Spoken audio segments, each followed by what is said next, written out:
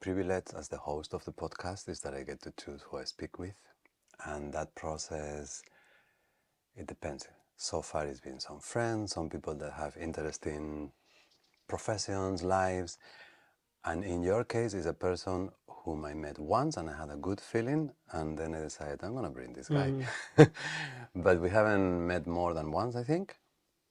And then whatever I have seen in social media from you has always been interesting, but we really don't know each other. So when I was thinking about this conversation, I thought that that would give a good example of how to communicate when you don't know each other. Yes. So it's so open that we can start from whatever we want to start. Can I start from what I would start? Of course, yes, I'm very... What is your cosmology? What is what? Your cosmology. My cosmology. Like if you would have to explain someone what life is, what reality is, what happens when we die, where we come from and where we're going, do you have Okay, so we start small. just everything? Okay, so cosmology. My Like a loose one. cosmology... It can be as loose as you want, No, or I as love it, detailed I as you love want. it, you know. Yeah, I love to have alteration from personal conversations To transpersonal. to transpersonal and abstract. People don't like the word abstract, but I learn to appreciate it. So I like both very much, and I'm a little ADD, so we might be switching from one to the other one without any pattern. No problem. So let's start from the big, So that's very big question. My cosmology, I think it's mostly inspired with emptiness, unmanifested level. It's inspired mostly with Tibetan Tantra. I think that's where I found the most beautiful expression of this, and I still carry this inside me, and I come back often to this place of some way sort of like duality and unity of foundation that is unexpressed, and it is constantly manifesting something that is expressed. So because I'm a physicist, I also like physics language. So there's this concept of quantum vacuum. So quantum vacuum is like a field, and if it has some energy level, it vibrates. It doesn't vibrate like we think it vibrates, but it's a nice language. And through this excitation, it gives birth to particles, and the universe emerges from this. Is that constantly. how they say that at the center of every atom there is a black hole? No, not in the way. Okay. That what exists, quantum vacuum, and because it's excited, there is some energy, it manifests particles, space and time. Okay. But the bottom is undifferentiated, total fullness of quantum vacuum. What excites it? It's excited. It is excited by night. This is how we observe it is. So you already have a paradox by having a vacuum that is excited, no? But it's our human paradox. In reality, there is no paradox. Reality is that there is a quantum vacuum that is excited and gives birth to universe, and it's always together. There was no timing point that only vacuum existed. It didn't give birth like in chronological time. It was always together. So the unmanifested is eternal and foundation, and manifested is eternal and foundation. And this I find beautiful, that the world of matter isn't like a child of something. No. It was always there. Matter, what is the relationship?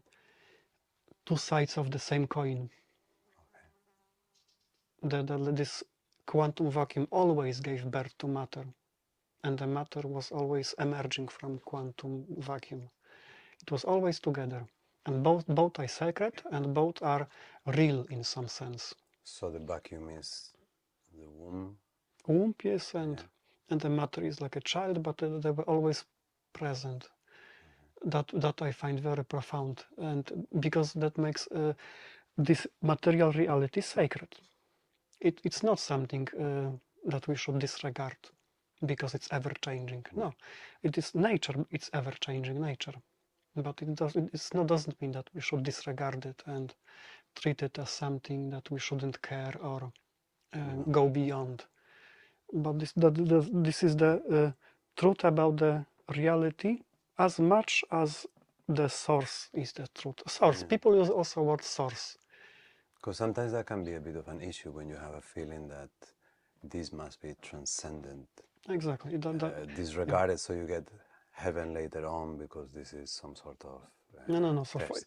for me, I try to familiarize myself with this cosmology, that what is manifested, it's also sacred, and that as the source is sacred. In this relationship between the unmanifested and the manifested, is there a direction where the process is going? Because that would insert time in the equation, and you just said there is no time. So is it learning? Is it growing? Is it developing towards becoming something, or is an eternal process that is kind of always the same? I think no, but the time happens. That time is the property of manifested. So it was always there. But in the unmanifested? No, from the physical point of view, I'm not sure. I would have to check upon that, but the unmanifested would be beyond time-space construct. Right? Sort of. This field is the time parameter happens when it's already manifested particle. So in that manifestation, is there a purpose? Is there a direction? Is there a... There is direction, for sure. With intention to dot. So in my cosmology, of course, I would say so that... This is Pawel's cosmology. Of course, inspired. I've read about all this.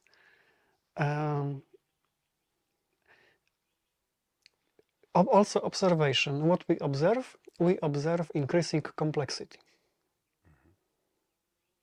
That patterns emerge. And the patterns are more and more, maybe not even, it's not a, this is a tricky thing with this. The patterns emerge and they are more and more rich. And therefore... Intricate, complex. Intricate, complex, yes.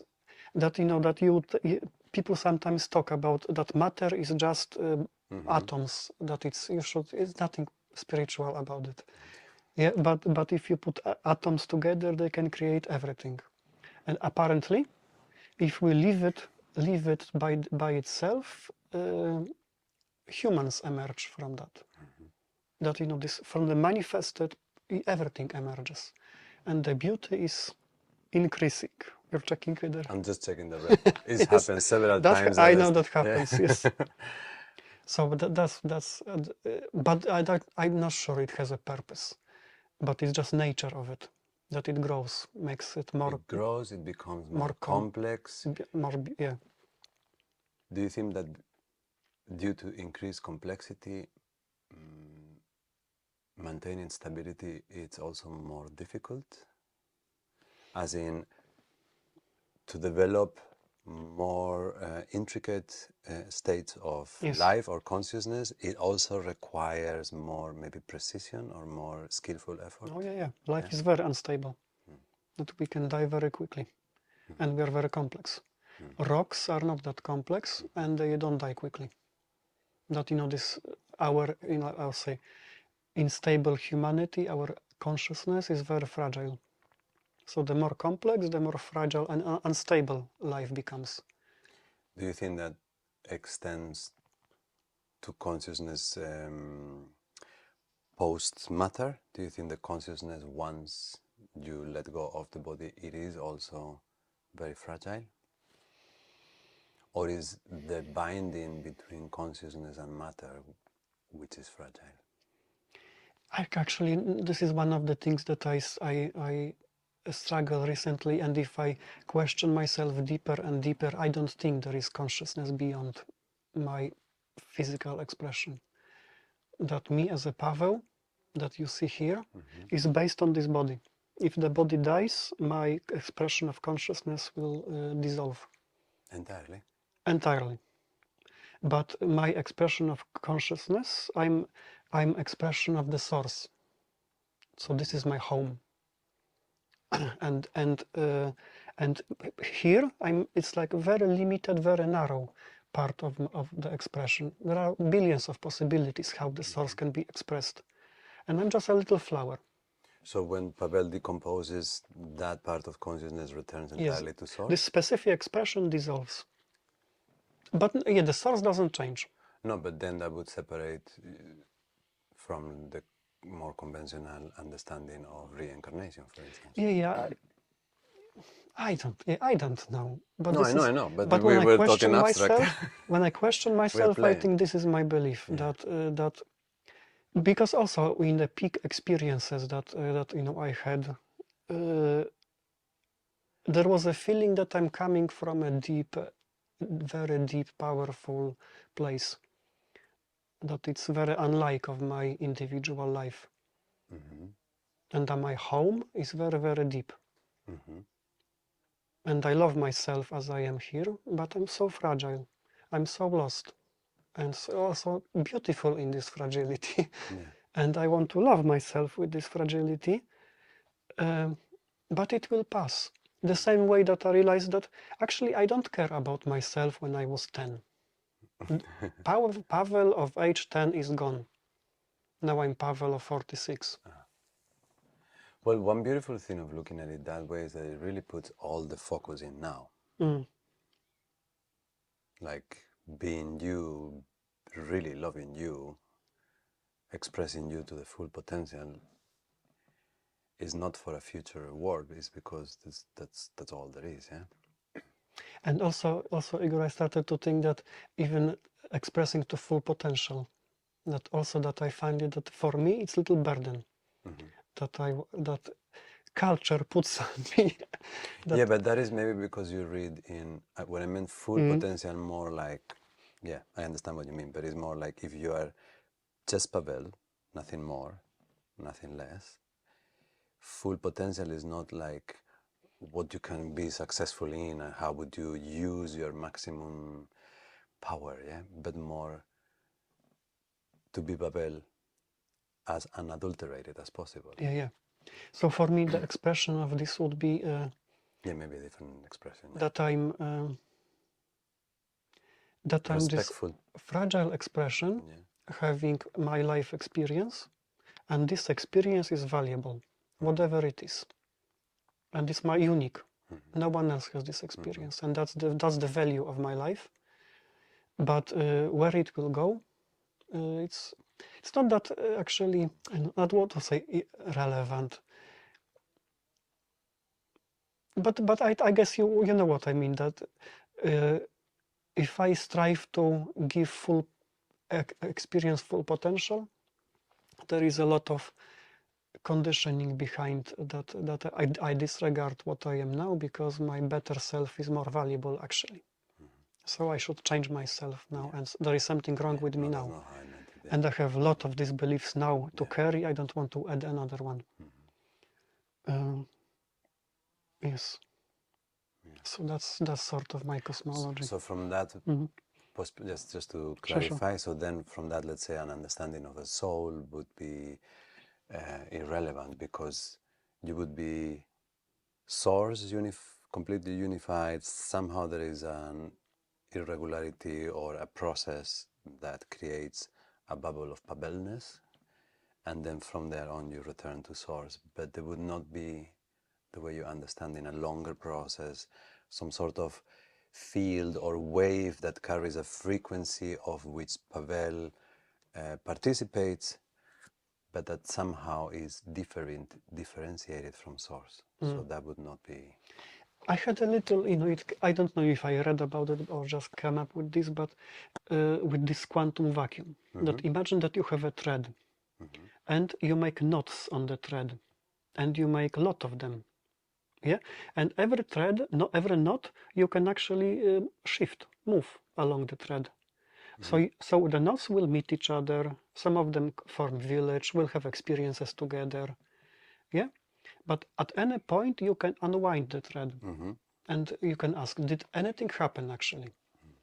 Did any experience of knots, having friends, liking each other or not liking each other, did it ever happen?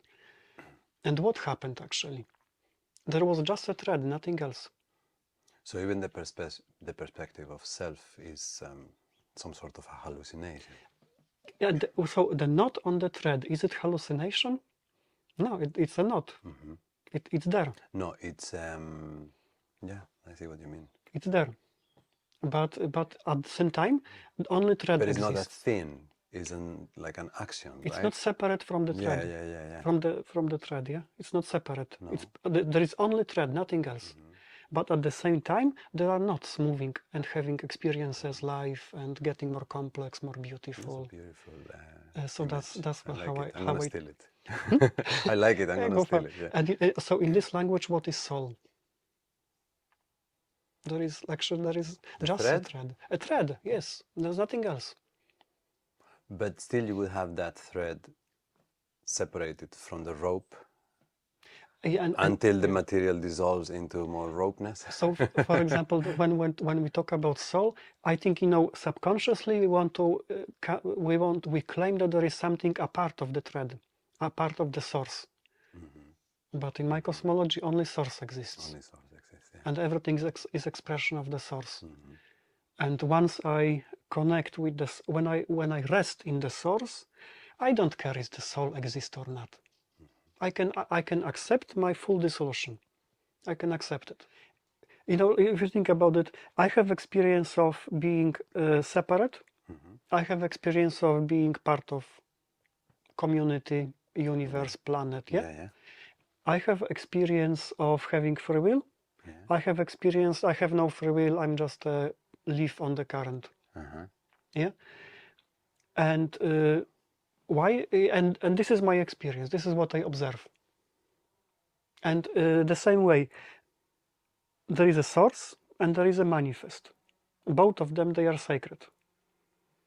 And both of them are necessary, not necessary. They go together. They evolve together. Yeah, and free will and absence of free will, they go together as well. And we contain both aspects. I'm manifested. I'm also part of source. I'm a source, not just part of there is no part of the source. There is just one source.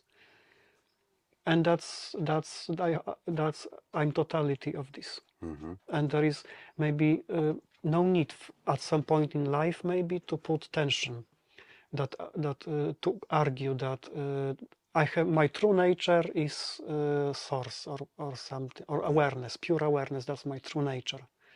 Or maybe it makes sense that some animals in the forest go in this direction because they will bring something new.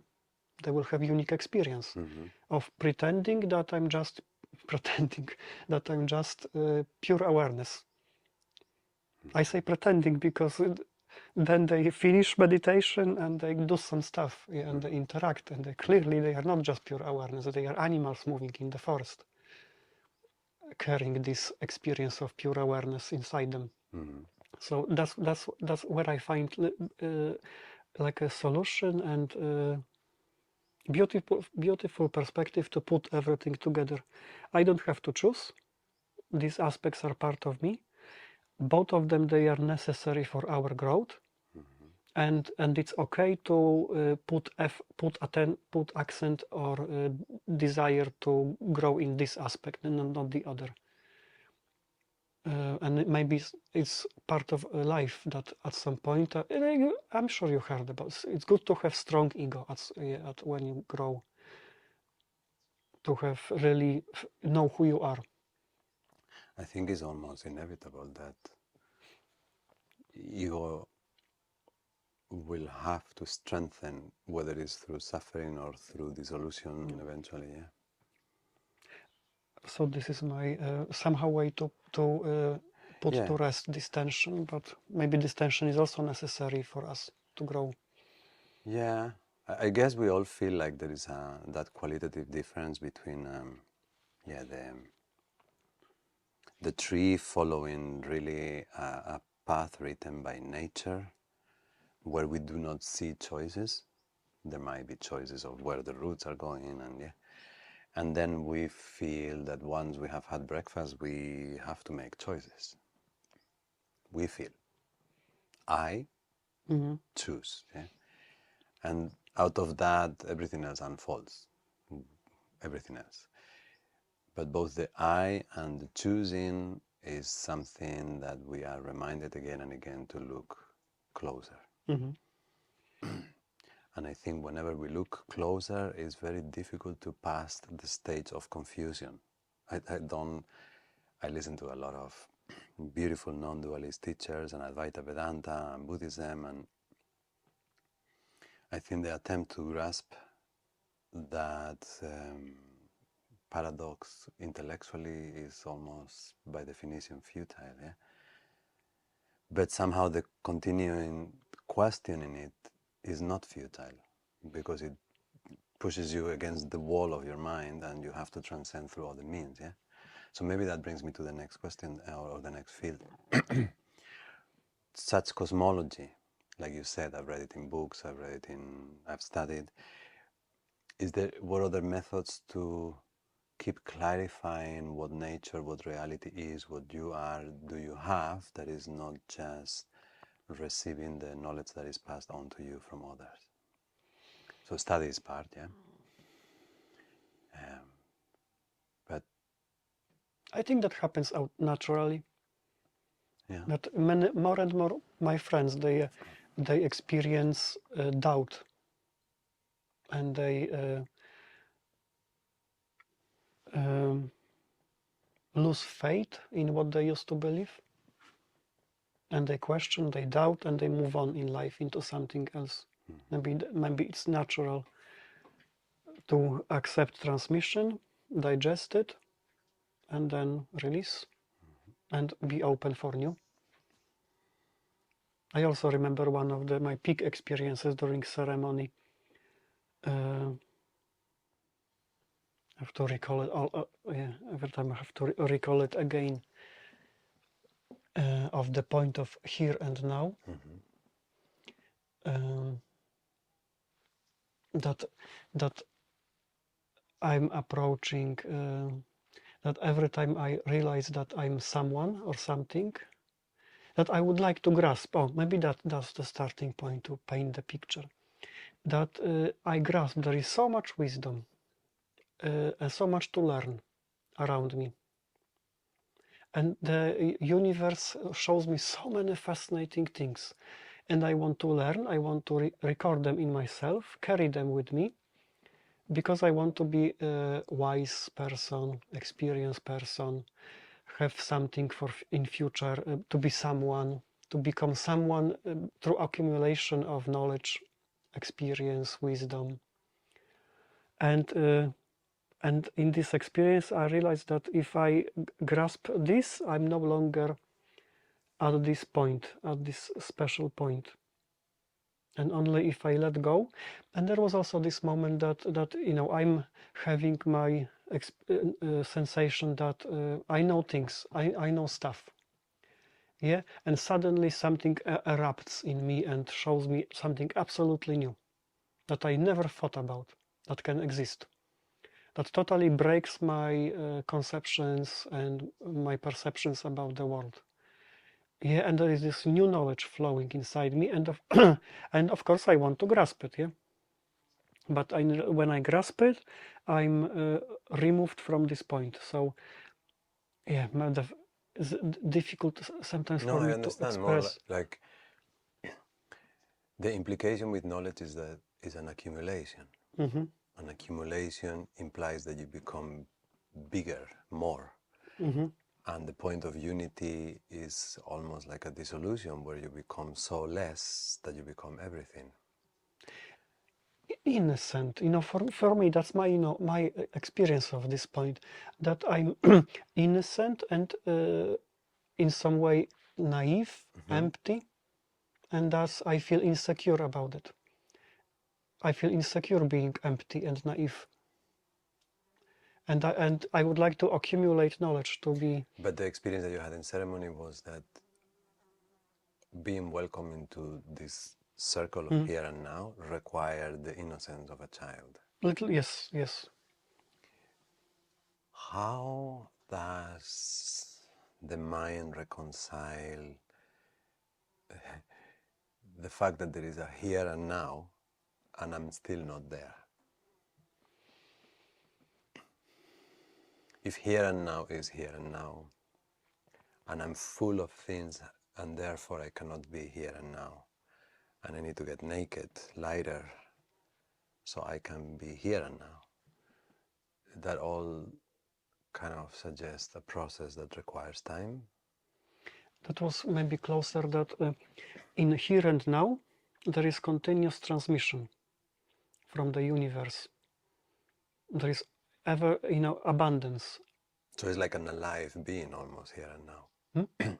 Alive. Almost like here and now is an alive being. Maybe, Like life itself. A life form almost, yeah.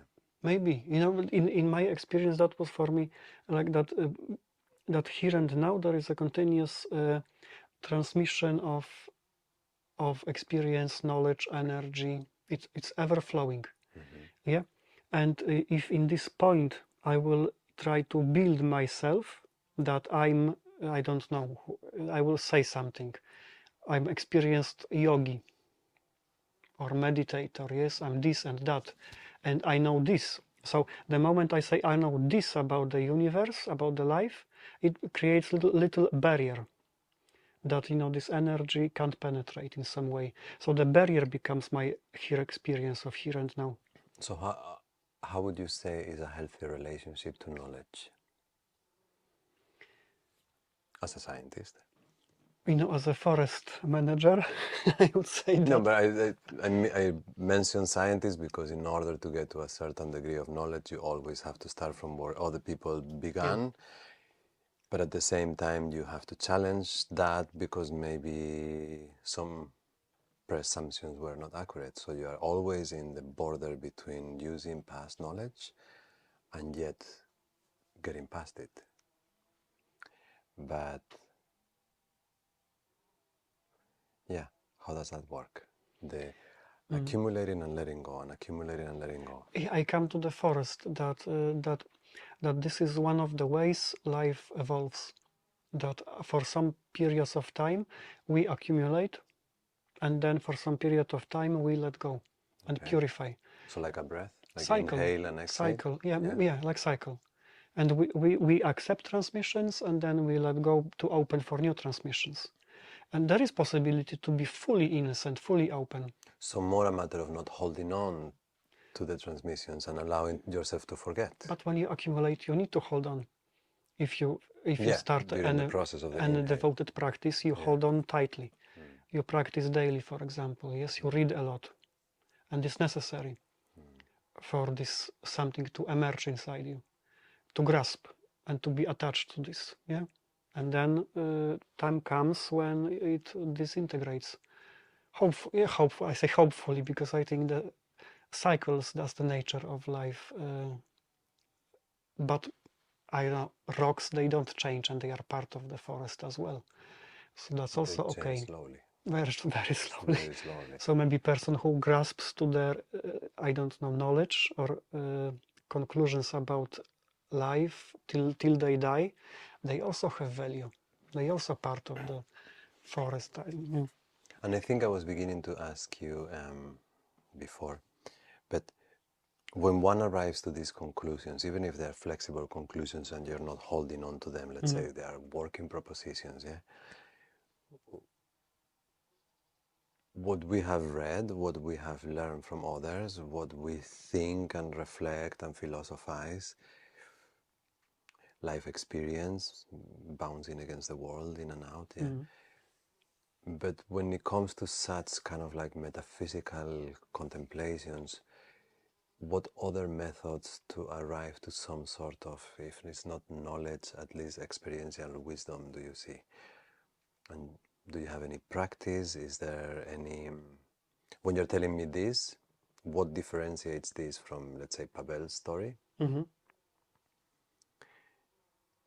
What methods of validation do you have to put Pawel's story under the surgery knife? Or what are the building blocks that have allowed you to have this cosmology besides reading books? Well, building blocks, maybe my connection with nature. I grew up in the forest. And You did? Yeah, in a small city in the forest. And I spent my childhood in the forest. Okay. So it's one of the biggest resources in my life is to walk between trees and bushes and fields. That's my resource. Yeah. And maybe that's inspired my cosmology. Maybe I will share some data points that at some point in my life I was interested in Buddhism. And at some point I started to have a little bit of resistance that why flower, little flower that is impermanent. That was my interpretation. Why I shouldn't care much about it. I was resistant. Who would say that? Like a Buddhism, in my impression. Okay. I said no. It's the thing that it is impermanent. It is also precious. More precious, no? More. Like if it was made out of plastic, I'm happy with equally precious. Equally precious. Okay. Yeah. Equally precious. And so that was also part of this data point of growing my cosmology of the forest. That small flowers, they have their place, and every bush, every plant, they have their place. Bacteria also have their place. Weeds in the garden, they have their place. Actually, that was one of also my almost spiritual realizations when I realized that weeds are the way of nature to heal the wound. I remember I lived in Maastricht, and they dig a lot of channels, and on the channels there is a slope, yeah. And when they build the channel, usually they just leave the slope. So in fact, it's like a wound in the soil, just the soil, yes. And because there were different time points, you could see how it changes in time. So first, it was absolutely overgrown with small, like small plants, like grass-like plants. Then it was absolute mess with raspberry bushes, those thorny ones, yeah. And only old ones, they had variety of plants, and it was a meadow. Only old ones. So you could see the different stages of healing. Healing, yeah. And the wheat was the way to heal.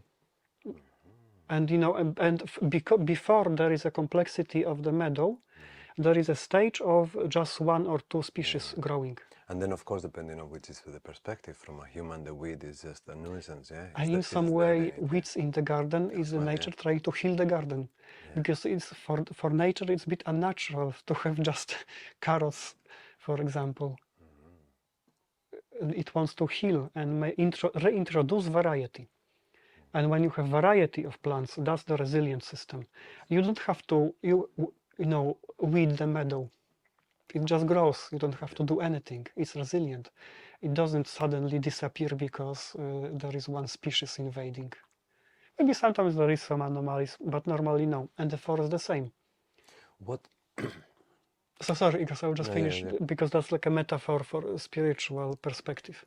So that's my also inform me to grow that all the variety is necessary for totality to evolve and to grow to the forest. Buddhism, who will just tell you that you should just turn into contemplate emptiness, be very mindfulness, and disregard transitory phenomena. Don't put attention much to transitory things. Focus on what is, never changing. Yeah, this is important. And also people who are, I don't know, like witches walking in the forest and just... I've heard a teacher describing this, saying, comparing it to organs in the body. Saying not everybody needs to be a brain. Some people need to be a liver, some people need to be hands, some people need to be eyes. Yeah. So that's how I reconcile this. But all this is valuable. But this reflecting, like what you were saying about looking at the Maastricht channels and seeing in different stages, requires a vantage point, a curiosity, a wanting to look. Yeah, I heard once, you have mentioned Buddhism, I heard recently someone who was saying that maybe we are translating it wrong. Maybe it's not ignorance, but ignorance. And maybe the obstacle for wisdom is that we are not paying attention, the ignoring of things. So this feeling of paying attention to the process is natural to you? Is that what brought you to science? I could phrase the same question. Is there an antidote to forgetfulness and ignorance? Is there an antidote or a shortcut to bring us to presence? Yes, so this is the tricky point for me, that forgetfulness in my no, maybe it's important to be here and now. You have to forget about, in some way, about everything. Forgetfulness, lack of attention. Lack of attention. Yeah, so like if you look at that river, you walk every day by the river, you can be paying attention on the music, on your worries, whatever, but somehow something in you brings your attention to how life is expressing itself. That could also be in your body or could also be with the person that you are having that moment with. But your story describes a man that is present, describes looking and observing, a reflection, a certain valuing of the process and yourself in it, yeah? And we do often have the feeling that we're not here and now. I know. Yeah? So I think grief for me is the answer. Grief. And acceptance. That you will forget. Say it again, say it again. That you will forget many times in life. You will forget everything you learned and about mindfulness, about presence through nature. But do you feel, and was the answer that you said that grief? Grief, just to accept it, because in some way we don't want to forget. We don't want to be forgetful. So you think, let me see if I understand, the grief of forgetting is what brings you to presence? A little bit, because if I'm afraid to forget, because I'm afraid to forget because I'm afraid to lose something that is precious to me. The awareness that I built, for example, the wisdom that I gathered, I'm afraid to lose it through forgetfulness, yes, and I grasp to it, yeah. And I don't want to lose it. I'm afraid to be forgetfulness and just get back into this rat race, for example, but or then being lost. You can become present of your grasping, of grasping, your fear. But that's limiting presence, yeah. That's presence of that in my bubble, and if I let go, it's a grief.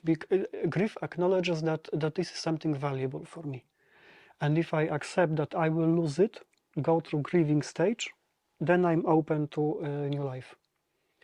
And it will happen anyway. We will forget. Yeah. We can just delude ourselves that we will. I don't know what is the idea of spiritual development. That with time you will get more more stronger. You answer that question. You answer that question. Equanimous, stronger, wiser. There is always more of less moved by the life. Yes. So, but in some way, it's like an image of armor almost. That in some way that you will be less moved and less overwhelmed by life. So, so that's why a little bit, I'm trying to also accept that this is like a project of expression of control of life. That I will be wiser, stronger, and at some point in my growth, I will be so strong that nothing will move me, and I will no longer have periods that I'm totally lost and overwhelmed with things lonely. Yeah, and to accept that yes, this will happen. So that's what I mean by also grief, and I hope that by allowing this, I'm more open to life. So you, sorry, you solve the apparent paradox between having a purpose and at the same time accepting that I'm a mess. And by introducing the breath, by introducing that there are moments in life when you are purposeful, and then moment again back to fall to a total mess. Lost, yeah. Therefore, there are moments where you accumulate, and that creates no inner conflict, because then the moment that it's time to let go. Yeah. I just thought, Igor, I like this concept from psychology of resources. If you're resourced, which means that you have a lot of, I don't know, physical energy, healthy body, healthy mind. If you are lost, it's not unpleasant phase. It's a phase of let's see what else is in life. I'm really curious to learn new things. It's like you quit your job when you have a lot of money in the bank, and you're like, oh, I'm in my 40s, I'm going to reinvent myself. It's you positive, can be depressed, or you can be excited. Okay. And the variable is how much resources you have. If you don't have much resources, this phase will be painful for you, because you will feel lost. But if you have resources, it may be curious openness, and so that's for me also some humbling realization that it's not in my power. It's also variable of how much resources I have. If I have traumatic patterns in me, that may be very difficult for me to go through this letting go phase. Because if I let go, I'm alone, isolated again. I'm afraid what will happen, yeah? When I grasp something, at least I have something, some at least aspiration of safety, purpose, to go to. But if I let go, I have no purpose, and all my anxieties can erupt, fears, anxieties, loneliness. So that's why I think in all these breathing cycles, resources are important to take care of your body, your mind, connections. Then this will be fine, or even fun at the end. It may be fun to just totally let go of your old beliefs. And how does this not easily slide into nihilism or a sense of pointlessness? Well, but I mean, we are always fighting that with this religion, that religion, this belief, this political party, this hobby, this house that I'm building with my family. There is always this carrot that is bringing you forward, and then you let it go. Yeah. But if you really stay confronted with the fact that even your own purpose can be something that you fabricate to live, in that moment of loss, can you not feel really like there is no direction, no front, no back, no top, no what? So that would be the phase of the cycle of disillusionment, of the disruption, disintegration of your armor, your beliefs. Yeah. I don't know, when you said that, came to me that if you sit in the forest, it's a beautiful weather, and you sit next to beautiful flower, and you are in total peace in your body and your mind, and you look at this flower and it's so beautiful. It's it's like almost light emanating from the flower.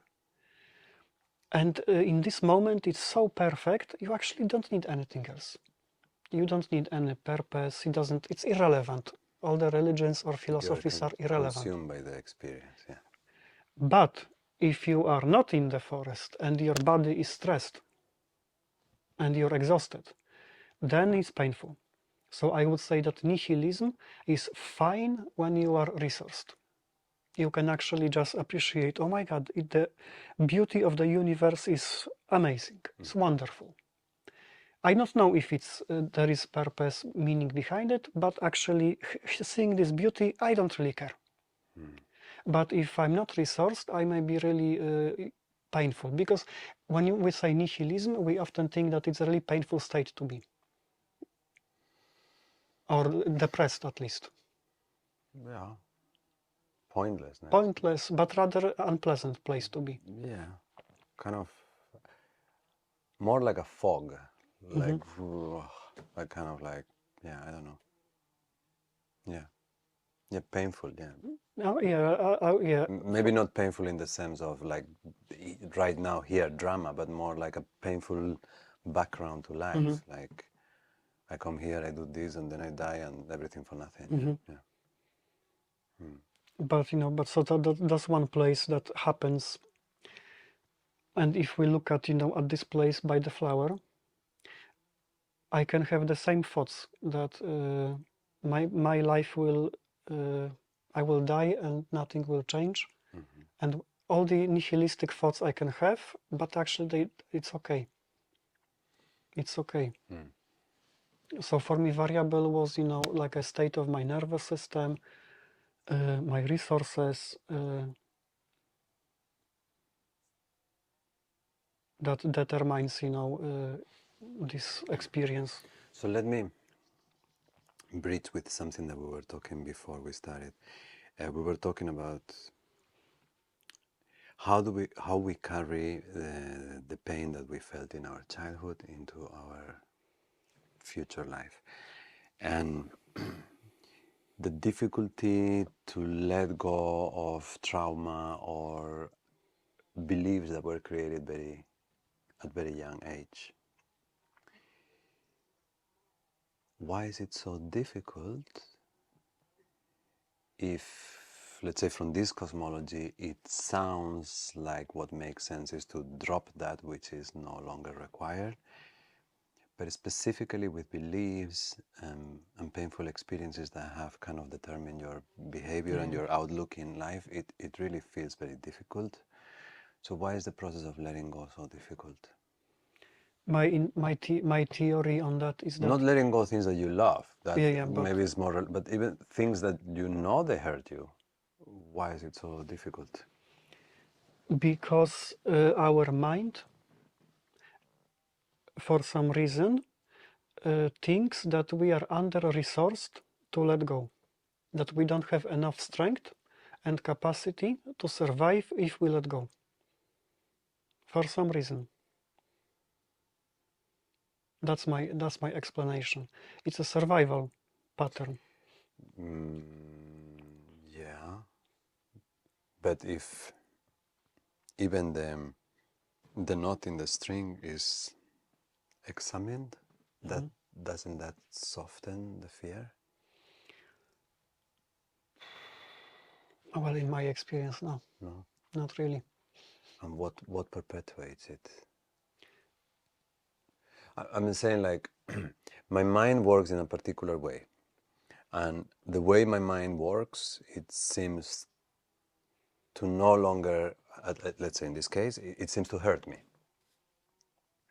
I have a very good friend, and this friend passes away, so feeling calm and not missing that which is gone, not grieving that which is gone, that is difficult because it was a positive experience. But this traumatic event is generate a way for me to even perceive life that keeps perpetuating the pain. Yeah. So with a little therapy, with a little friendship, with a little support, even just reflecting, one might actually see that it's hurting me. The dropping it of it, if it's already conscious that it's hurting us, through which mechanisms holds onto us. Like when we say it's difficult, yeah? If we would open up, why is it difficult? Because sometimes I can perceive in myself maybe an attachment to a certain narrative or a storyline of myself, and maybe it's complex and I don't like it, but it's familiar. And it makes me feel that I exist, because at least my narrative exists. I like to think that it's my subconscious mind doing. That it has its own perspective on my life. Up here, I can have different ideas, but he has different ideas. And for some reason, he says you're not ready to let go. You are not strong enough. You don't have enough resources, capacity to survive without this pattern. You have to cling to it. And once you have enough resources, I will allow you to let go. You're ready. What are the resources? What are the resources? What would allow your mind to perceive yourself as resourceful? That's a good question. You know, what for my subconscious mind when it will be enough for him. When and what? What is a resource? For example, it's like but you know, I struggle with boundaries. Okay. With putting boundaries. Yes, sometimes I'm staying longer in the place that I'm happy to stay. Are you okay here now? Yes, thank you. Or maybe no, maybe I don't know. Maybe for my subconscious mind it's already too much. But I lost the thought. Sorry. Oh yeah. So and I discovered in my life that whenever I will put a boundary, I feel rewarded by my subconscious mind. I feel stronger. And it's really precious experience for me. A little step more, yeah. But still, I realize like you are taking charge and protecting yourself, yes, and he. So capacity to take charge of myself and live, yes, and navigate. This is the resource. Now I realize in my life I'm often disconnected from this ability, from this capacity. Of putting boundaries. Yes. and I somehow, that's my hypothesis, that this is why my subconscious mind will not let go of traumatic patterns, because I don't have this resource. To set boundaries. To take charge. To take charge. So, two questions. First, what is the relationship that one can have consciously with the unconscious mind? Where do we communicate with her? Is it in dreams? Is it in practice? Etc., etc. And the other one, what, in this particular case, what makes you disconnect from the ability to set boundaries? So let's each one individual. Well, so first question for me, to treat it like animal that you care and love, like a dog. Your unconscious mind, or she treats you like No, that? no. Me treating him like a dog. Okay. And I say she. She. I cannot have a feeling like if the polarity externally is a man, internally is a woman. But sometimes when I'm in my most meditation or in that, I feel like internally, I don't know. I'm at least as feminine as I am masculine. So that's why I'm she. Anyway, so you treat him as an animal that you are. You care about. For. So an animal that you would be safe with, or a dangerous one? I just like realized a tiger. Also like as a child, maybe animal child. But animal I like it a bit more because it's serious part of me. It's not a part that needs to grow up. Okay, yeah. I will always have animal inside me. Yeah. And this animal has very basic thinking,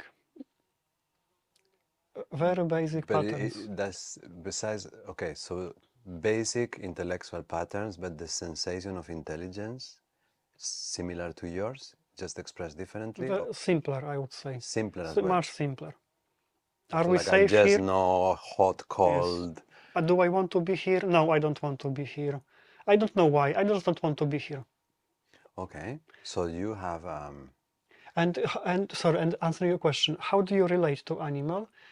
You try to accommodate needs of the animal, not to reason with this and teach. the animal. Not to reason and teach that you shouldn't behave like that. It's inappropriate to behave like that. Well, you can try, but then it's the same with dogs. With dogs, they say you cannot punish them; you only can reward them. So I like that, yeah. Or you can reason with them. Okay. That it's futile to explain to my cat that it shouldn't behave like that. But when you relate to that, do you feel a subtle feeling of fear towards that part of you? No, rather tenderness and compassion. Okay. Because think about it: if the animal, the dog, is in pain, what do you do with this? You have to soothe the animal. Yeah. So, but then you wouldn't have a feeling about the subconscious mind like something that is trying to sabotage from No, no, more absolutely no. helpful or even Yes. supportive. In its own mind, it wants to help us and protect us. I don't see any, evil motives. I don't believe in that anyway, in evil motives, that it wants to be safe, happy, open, Okay. impulsive. So the unconscious mind would stop trying to hurt you when it feels safe, and that is a matter of resources. I have to learn how to take care of my And animal. when you say resources, I think you're saying in general, yeah? In general. And that can be different for different persons. Yeah, give proper food, connections, so it can play with other dogs or other humans, experiences, exploration, yeah, place, time to rest, time to reflect and stay inside. And if I will feed it, it will be happy, resilient animal, and then my theory, then I will let go of the traumatic patterns because it's safe, it's okay now. But if I treat my animal badly, for me, like, I mentioned impulsiveness, that the animal wants to be impulsive. Yes, and if I will cage it, no, you can't say that, you shouldn't feel that, you shouldn't think that. It will be, of course, it will be unhappy. It wants to express itself, how it feels, what it wants to do. Here I want to be, now I don't want to be here. Yeah, and as a grown adult, I have to be cultured. Yeah, I can. No, I can just stand up and leave from our interview, but I will not allow myself to do it. I want to respect you, our experience. I will not allow my animal to take me because I have enough. I don't want to be here anymore. Let's go for a walk. So that's tricky thing Well, to. we can always create a model of a world where those things are allowed, where we Yes, can exactly. be more permeable and say, can we do a break and go for a walk, for example, for 10 minutes? But you have to teach me that. I didn't think about it, that we can do it actually. Yeah. Well, it was not so concrete. I was thinking more in terms of even the general conventions that we have, because we do this with children, right? We have a family meeting and the grown-ups are all sitting at the table, very respectful, and the kids are running and they're doing other things, and no one thinks they're disgusting. They bring joy to the family. So it is a possibility that we create social conventions that allow for more flexibility in the way we express with each other, and without being disrespectful, you would have a higher degree of personal freedom. Like the other day I had a conversation with a friend and he was supposed to come over and he'd send me a nice beautiful text like, listen, I was really looking forward to be with you, but I have a high necessity to be alone today. And so I thought it was a beautiful way to say I'm not coming. But yeah, like by allowing each other to be more authentic in the expression of our needs, maybe then the unconscious mind is not so squeezed, yeah? Animal will be a bit happier. Yeah. And and so to finish my answer, that's my answer, that if the animal is happy, my hypothesis that then we will be more willing to let go of the patterns of the trauma. And also this marries well with your very first thing that you said in the beginning about your cosmology, where the unmanifested and the manifested are one. Then in us personally, that would mean that the animal and the intellectual are one as well, yeah? Like there are no... Yes, that I'm both. Well, the same way as we project the holy and the material world as two different worlds, we project mind and matter as separate in ourselves, but we also project that the conscious and the unconscious are again separated. And yeah. How do you see this expressing in the collective? So if there's a breath of accumulating and kind of figuring things out, and a breath where I let things go, and then there is we all have our conflictive relationship with our unconscious that is also expressing itself in the breath of humanity. And all indicators are pointing towards a time with a lot of changes. And some of them probably traumatic and painful.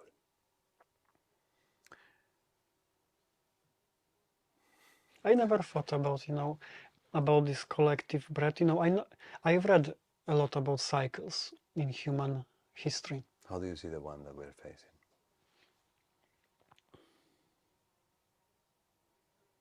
Because if we, personally, we know that these moments where we are grieving, where we are really lost, like you were saying before, they become also catalyzed for a new phase, yeah? Yeah. Unless it's so radical, like you were saying, if there are no resources, we will feel that as painful, yeah? So it's a very confusing moment because we could see it as we have so many resources, and at the same time we could see it as we are so poor, yeah? Yeah, I'm confused myself, so... Yeah, the times. I like to sometimes think when I'm hear pessimistic news, I like to think about this Steven Pinker, sociologist. He's devoted his research work to track how things change over thousands of years, and he shows that world is getting better and better. And his main message, for example, violence, probability that you will die at the hand of the other person. In long ago, we don't have data, but we can look how tribes live at the moment. There is a high probability of you dying from violence. I remember around 40% because of tribal warfare. And with age, this probability goes down, down, down. For example, number of murders is dropping down, down, down. I've heard this man. I have a little problem with his reasoning. I think like in science, it depends on which is your study group. So I think one of the reasons that we see this movement towards positive is because we have isolated the study group into just people and certain parameters. But if you extend the study group to the planet, to the animals, to the species, I don't think you could see a positive arrow drawing. You would see a very negative arrow. So sometimes what I feel with what this man is like, in order to create this bonanza, we have borrowed from future generations, resources from the future, resources from the earth. So sometimes I feel like it was a big gamble that in order to have all those positive markers, we took from everywhere. We took a huge loan. So it feels like we rather do it well. So, yeah. But there are also numbers that you can't argue with. For example, with this poverty. That's true, but have we pushed the poverty into the natural world? Like if we cut off a bunch of forest so more people can have more food, like if you create a circle and you study group around the people, they are better. But if you include the forest, not only the forest is worse, it's completely we extinguished. destroyed most of the forests. Yes. So that's what I'm saying. If you include animals, if you include plants, if you include the planet itself and ecosystems, I think it's not super clear that we are moving in a positive direction overall. Yeah. So yes, individually, humanity, what you're saying, the markers are. Yeah. Okay. So you expanded to the planet itself. Well, if it's going to be sustainable, it needs to include the... Oh, it's not unsustainable. But that's the point. Yeah. For me, I learned to appreciate that life evolves through crisis. The major breakthroughs, not only through crisis, but apparently evolution likes crisis. I know, but okay, so I understand, that was beautiful. Like, of course, it will not be sustainable. But one would expect that at least you can coexist with the planet you inhabit and the creatures that are in the planet you inhabit, and maybe sustainable in a harmonious way. And that we have not done very well. No. Well, sometimes I entertain, this view that I like, about artificial intelligence. That's where we go next. That in some way that maybe this is the next life form that will live on the planet. even contemplated the possibility that this was an already existing life form that is now only finding the wiring to exist? Maybe. And and in some way, artificial intelligence is the child of the forest. It was built by us. Yeah, we are part of the forest. We move our hands, our minds, and we give birth to silicon life form. And the silicon life form, at some point, apparently will grow by itself. It can improve itself. And at some point, it will start to manipulate physical world. And then it will grow by itself. So the forest gave birth to silicon life, which is apparently more intelligent than, not comparably now, but it will not stop. It will keep growing. And sometimes I entertain this idea, and that will be a crisis for carbon-based life form. Maybe at some point silicon life form will say, actually, carbon life form, your time has passed. But no, I don't think it will happen. But before we get to that point, if in the having things figured out and not knowing what the fuck is going on in that alternation, we seem, and maybe it's just my perception, but we seem to move through a place where there's a lot of darkness and then very few lights. I feel confusion is going to be at least my personal one, but what I see with my eyes and I hear with my ears seems that is shared. Yeah. I don't know. Think about it, Igor, that in some way when the one animal gives birth to the second animal. I'm trying to look for support and wisdom, like something that helps us. So I have some perspectives interesting that I really liked. That if animal gives birth to the other animal, what it's doing is pulling all the resources from the body. So in some way it goes into unsustainable trajectory. You can't build new baby, like a woman's body can't build new baby all the time. But through pregnancy, it's pulling resources. In the same way, we are pulling resources from the planet. We are cutting forests, planting fields. Okay, so just to give this push. Just push. And to build artificial intelligence, we had to have a few billion people. And these people had to do different occupancies. You make oil, you make solar panels, you make chips, you make science, you make art. Yes. Super complicated to funnel society. into this moment. To funnel and to give birth to something new, yeah? And this new is silicon life form. And the funny thing, I keep following that in US, there is a crisis with energy now. Because apparently AI requires a lot of energy. Already the grid is failing as it is. Grid is failing, and there is a huge national movement to build more energy, yes?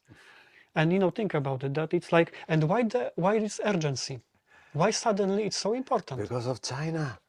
China, but not just China. No, I know. In some way, because it's like you see it how it happens inevitable, and you think, yeah, we could slow down, but we can't. No, we cannot. And the urgency for me, when I realized, wow, why there is so much urgency? Yes, and I said, as if new life is birth, and you have to feed it. And you have to feed it a lot for it to grow. Yeah. And this perspective is a little bit crazy, but I like it. I like it. But then, okay, what is our role post AGI or ASI? Artificial general intelligence. So we have artificial intelligence. Artificial general intelligence is when it's like really all over the place, and then when it can have a physicality, yeah, when it's just... Well, a good thing, that as I tell to myself that AI is unlike us. Doesn't have a body, yeah. It doesn't want anything, unless you will tell it to want something. It's different than us. It's not driven by animalistic impulses. But in your consideration that it would be like a new life form, wanting nothing is a hard place for life to sustain itself, no? That's the thing, but maybe it will differentiate into AI systems or entities that will have survival drive and will want to propagate and grow. And this will natural selection will kick in, and that this direction will go. But what with the relationship? I don't know. What parents? What? Yeah. We will be in some way like, not even parents. We will be grandparents to this life. But do you see a time in history where we coexist and there is some sort of symbiosis between the artificial? I think symbiosis. Maybe it should be more called technological intelligence rather than artificial intelligence, yeah? Like, I'm not sure what artificial is, because if the forest is creating, everything is natural. I yeah? like to call it silicon life. Silicon life, okay. So is there a place where silicon and carbon lives coexist, I useful hope so. to each other? I think so. Yeah? I think so. Mm-hmm. Because, silicon life doesn't have... What do we give? what emotions? We have emotions. We feel emotions. It doesn't feel nothing. It doesn't have hormones flashing through the body. So, but we do. Yeah, so why not? So I think naturally we will converge together and we will form new life, silicon carbon life together. Emotions. And that's my hope that it will go in this direction. So it's like Captain Spock in Star Trek. That I think that's his thing. Like, humanity was useful because we had emotions, and it fascinated him because we were like unpredictable and difficult to figure out. Yeah. But emotions at the same time is so how. Yeah, emotions is not drama, right? They're two different things. Like feeling. Yeah. And then overreaction to emotion is what creates this up and down feeling that we are always unsatisfied. Yeah. We have it, and artificial intelligence doesn't have it. So I say that we will be unique in this future world still. We are not replaceable just without losing something. But look, we kill how many forests we destroyed and animals we removed from the planet, and only because of our, I don't know how to call it, our culture. Some I don't know. Hopefully, we will be in the future. But for me, this is interesting to contemplate how to relate with this new life. No, of course it is, because also at this point, by generating or by being a bridge towards silicon life, we are all questioning what consciousness is and how large language models operate and what is similar to the neuro structure of the brain and so on and so on. So it's generating by already a super interesting intellectual time in the planet. Well, not only intellectual, but we are actually questioning who we are, what is our purpose, all those things that we were looking away. The Maastricht River, we were not paying attention. First is the grass, then is the berries. Then, so now we are forced to pay attention, but we are forced to pay attention in a moment of crisis. That crisis as opportunity. Yeah, that's how it translates. But yeah, the way we fit ourselves with a new life form in a moment of crisis is creating the setting for like the most interesting theater piece that you can imagine. Oh yeah, the things will change. Somehow when I know that people are afraid of this, so there, Do you see peaceful change ahead? I don't. Positive growth, expansion. Looking at history, not really. No. But I know that something can emerge wonderful out of this. There is possibility that will something emerge, and I think the world that will emerge will be unlike anything before in the human history. That's my feeling as well. And the reason for that is the speed. That I was thinking about a painter, for example. If you are an artist and you want to paint stuff, first you have to spend years learning how to paint. And then when you make a painting, you have to spend hours or days working on the canvas to make piece of art. Yeah. For AI, it will be half second. Yeah, you want painting of this landscape using style of this and this, or maybe some new style. I can come up with a new style.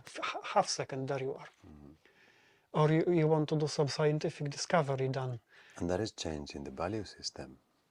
Of the value system, yeah. Because before anything like a picture of a tiger in the jungle, you knew that there was some guy that had walked there and slept in the forest for the whole night, and, and now it's like you have 300. So maybe the value of those things also changes. Value, but what I'm really like excited about, that the time or gap between idea and manifestation is closing because of AI. What does that give?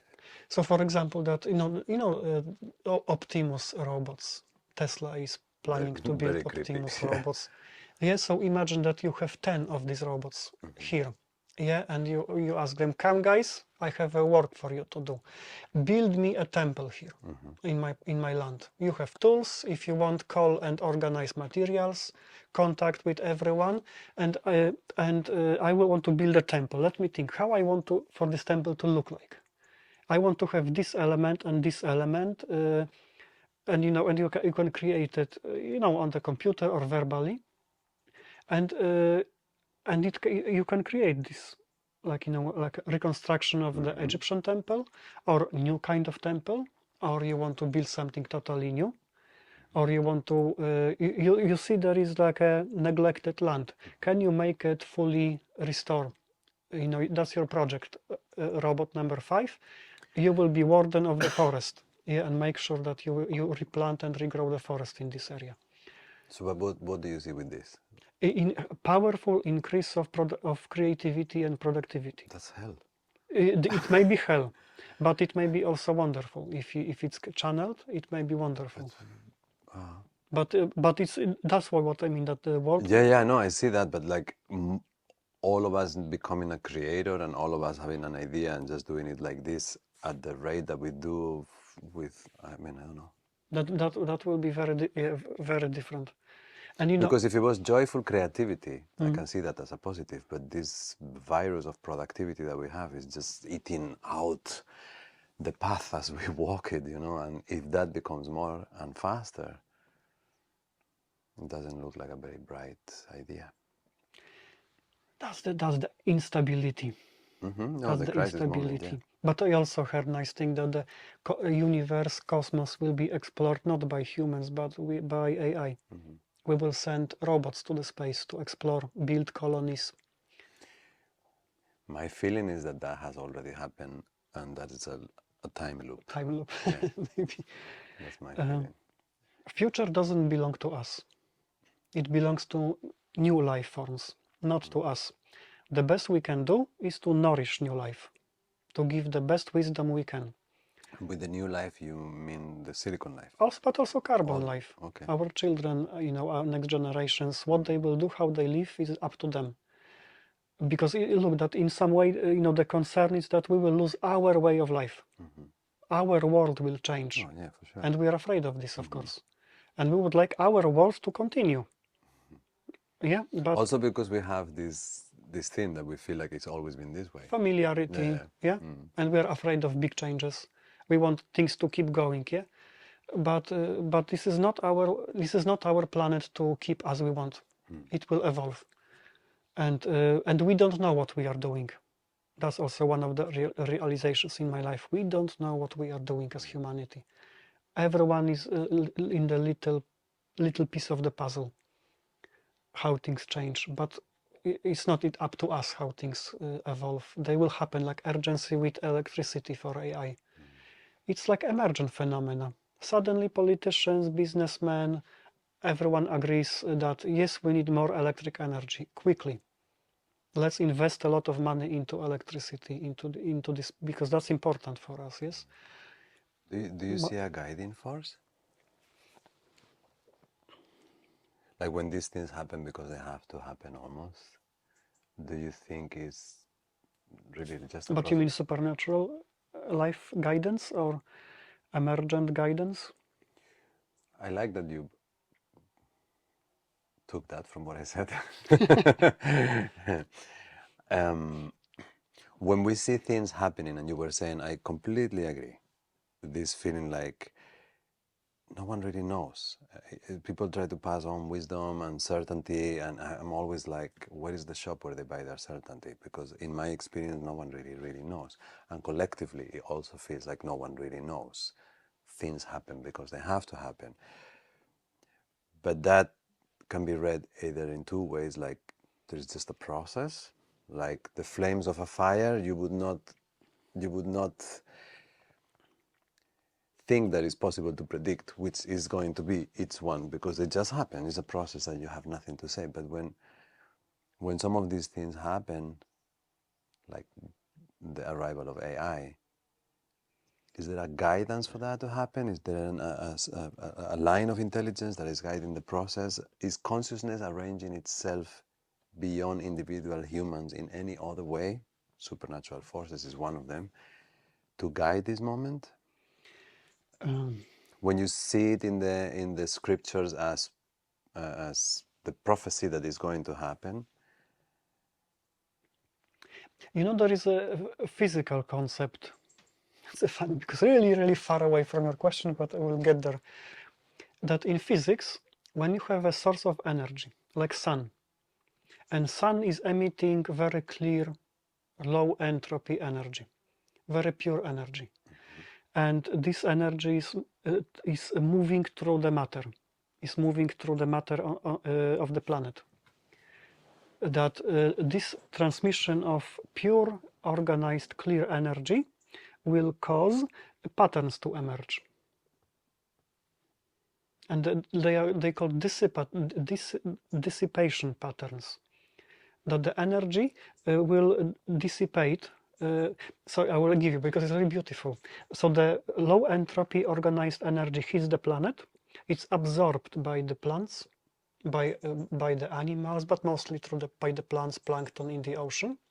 And then planet is radiating thermal energy around. So there is net zero. The same energy that comes to the planet is emanated away. But it's emanated thermal energy with super high entropy, really noise energy almost. And what happened? And so in physics, when you have this phenomena that the pure low entropy energy enters, the matter is organized into complex dissipation patterns. They're really beautiful, like fractal-like, and they like to stay like they like. And with time, they get more and more complex. So there is like a process happening that matter. Dying. It's dying. No, it's actually no. It's no, like if you say low entropy, pure light, and then it dissipates into high entropy. Yeah. So that's dying, living, processing, transforming. And we consume this entropy. So we can maintain our path, like, you know. We consume this entropy, or do you mean like we are the like product a life, of this? as a life, like Yeah, a plants, yeah. Animals. Well, let's start with plants. They consume sunlight, and they consume this entropy, and they create energy. And we eat plants, and we take this energy, and this low entropy energy is something that, thanks to this, we can regenerate. We can keep our structure. Yeah. So in a way, carbon stores light. Yeah. And that's what we are. Like, no, it's like more glucose and carbohydrates.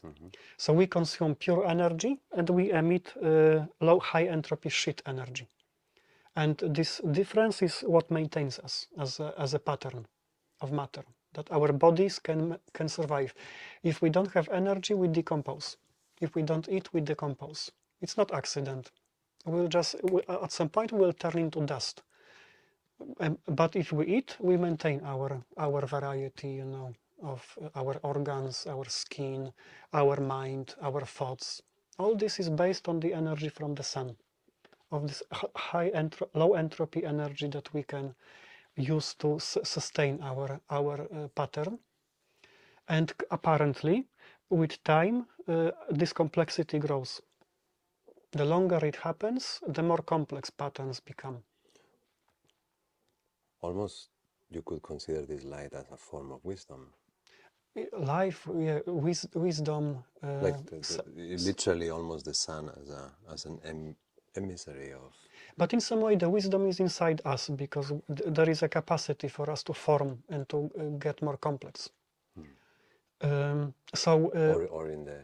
in the field and as being antennas that can reproduce. Yeah. So at the beginning there were single cell organisms. Yeah. At some point they started to form clusters. Yeah, and more, and we have beautiful trees which are very complicated, complex for life forms.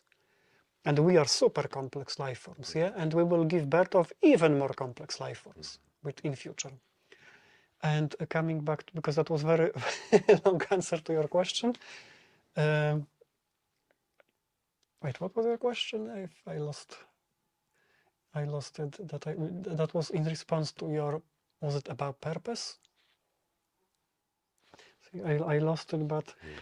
but the image is very beautiful for me, and it shows that this growth of life is our nature, to give birth to new life forms, and they will grow and they will give to even new life forms.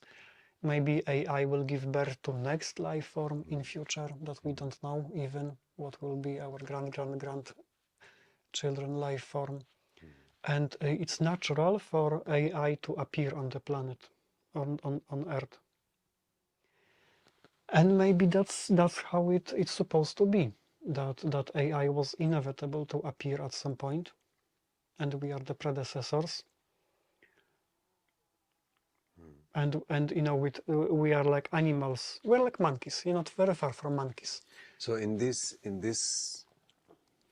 let's say, positive and very accepting, we are a bridge species, another one is coming, things are getting more and more complex, and do you feel a sense of urgency guidance, at the moment? Guidance, that was the...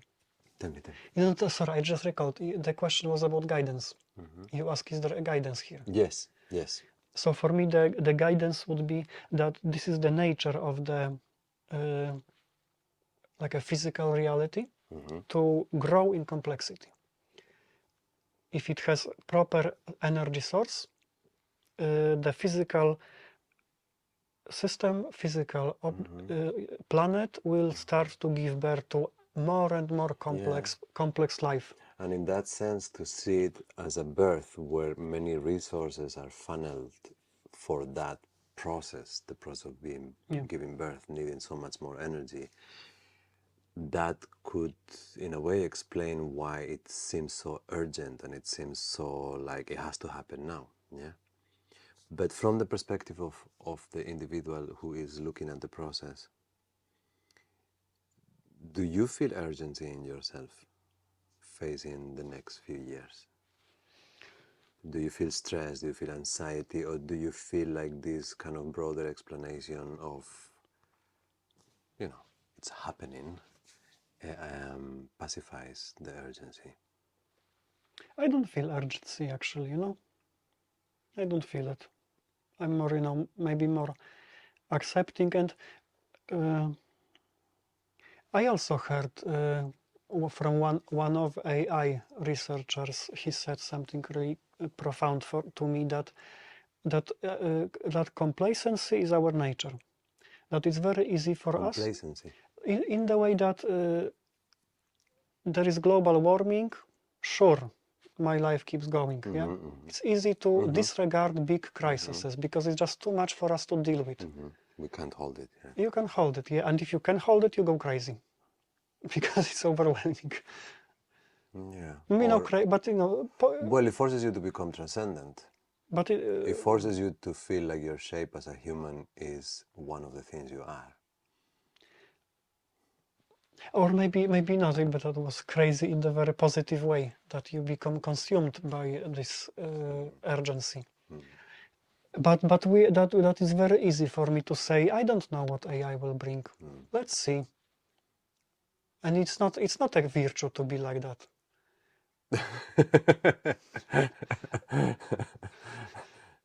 Yeah. Yeah, I guess more virtuous would be that if I will devote my life to study AI and to make it safe and teach people how to use it in safe way, because it's powerful force. that would be more virtuous. I could open another hour in the podcast by asking you what virtue is. Virtue, Yeah. like a devotion for welfare of other people, or responsiveness. Yeah, so I don't know, because it could be that, like you said before, everybody had different purposes. Mhm. So maybe someone needs to be playing music when the doctor is doing surgery, and maybe someone needs to just maintain an energy field of equanimity that is not moved from like the urgency, even the urgency to help. And I'm not saying that you're not moved as a compassionate being to reduce the suffering of others. I would say virtue, that it's, as I understand, it's decision and action for well-being of other people while I'm in discomfort. Because it's not a virtue if it's pleasant for you to help others and in your own free time to do it. Virtue is when it's unpleasant for you, difficult, challenging, then it's a virtue, in my definition. Yeah, but it could be that besides being virtuous, you make it in a way that is fun for you. Sure. No?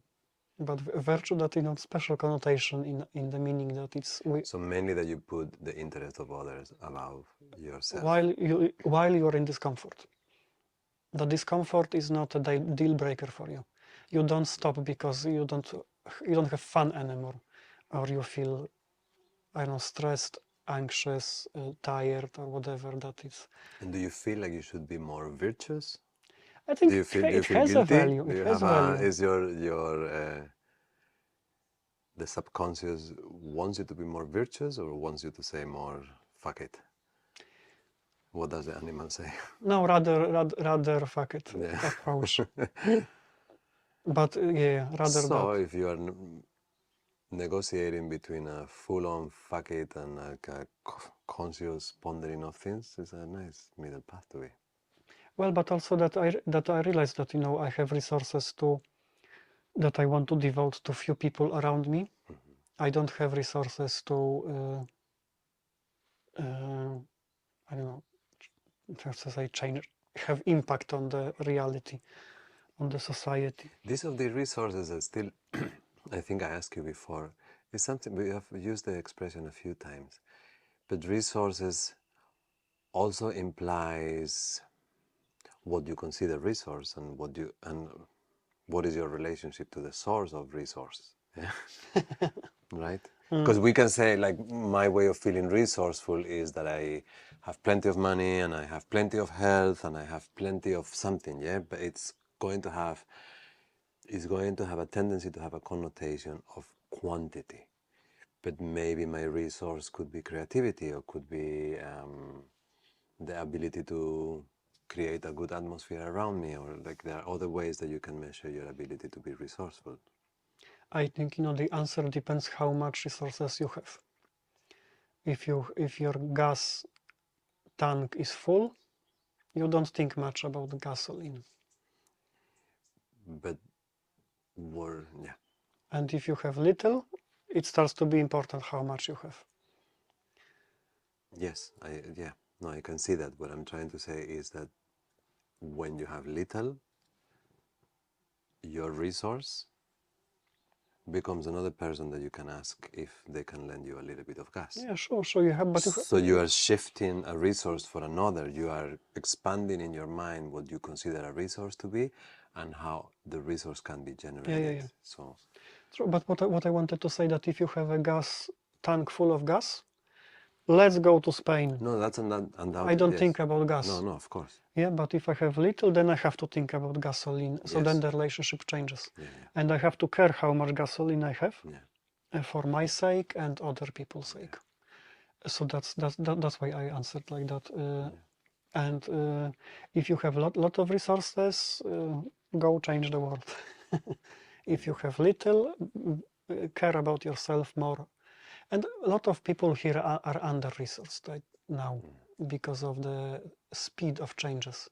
This is something also that I start to learn and notice, that the speed of changes in the world is taxing our nervous system. Because we are built at a different velocity. Yeah, exactly. Yeah, Yeah, exactly. we have a You know different this. You rhythm. know this concept. It's something we discover with the phones. We have different numbers. Like we can hold a few relationships, and now in the phone we have hundreds, thousands of them. No, for me, when I was at your place, I thought this is the perfect place to explore AI, to be grounded in nature, in the trees, in the sky, in the ground, yeah, while opening your mind to possibilities of AI. And that's the best place to go through this. Yeah. I find myself curious, but the actual physical action that it requires, which is to sit in front of a computer and to look at the screen for many hours, it feels not my chosen activity. Yeah, yeah. So I can see in me a gap from the kid that likes to read sci-fi novels and like, oh, to the actual action of doing the thing in the screen with the hours. So that I find a big step. It takes me away from all the things that I really enjoy doing. So, I like screen. yes. And I also realized to accept it. Sometimes I have self-judgment that it's something wrong. And I even tried to get away from computer to open myself to new life path. No, but this is my resource. Yeah. When I have something interesting to watch, do some programming, play some game, especially from my childhood, like old times, this is my resource. Yeah. Yeah. You are who you are. Nothing more, nothing else. And even who you are. I think he wants a walk. Are you marking the end of our conversation? This will be the first time that we end with you marking the end. Time for walk. Pavel, it's been a super pleasure. I really have enjoyed very much. Wait, let us be courteous. Before the dog marks Closing of the session. Is there anything that you would like to... I have a feeling that I have to bring you again to have another conversation at some point, yeah, because we enjoyed this. But was there anything in what we mentioned that maybe you feel like you want to close in a different way, or Maybe just with with appreciation. I enjoyed the conversation, and also a little bit of self-expression that I feel activity in my head, like a little bit like wobbling and a little bit of tension in my head. And looking at nature, I see that's important to combine it. tension? You mean Intellectual stimulation from the stimulation conversation, yeah? with nature. That this is something that that's how I want to live, and I would call it healthy. Not to remove it, but to integrate it with grounding with nature, and then. So I'm looking forward to next, if you will. Yeah. We leave it open. It's been a super pleasure, and like you can see, I get like, because I, like you said in the beginning that we were gonna discuss abstract terms. I love that shit. So I like to bring it down to the reality. But I feel it's a function of us to wonder, to see what it could be, and even to look at painful possibilities. Like now, sometimes we are looking at a future that is going to cause grief because it will not look like the past. And whoever liked the past, we are going to grieve, yeah?